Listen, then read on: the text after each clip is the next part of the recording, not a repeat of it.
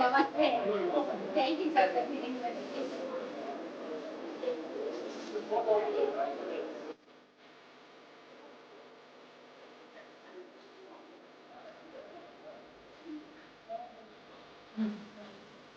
Guarantee news ಚಾನಲ್ಗೆ ಹಾರ್ದಿಕ ಶುಭಾಶಯಗಳು.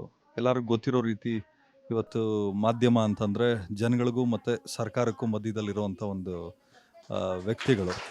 ಉದ್ದೇಶ ಅಷ್ಟೇ, ಒಂದು ಒಳ್ಳೆಯ ಉದ್ದೇಶ, ಒಳ್ಳೆ ಪರ್ಪಸ್ ವಿಷನ್ ಫೋಕಸ್ ಅಂತ ಕರೀತಾರೆ.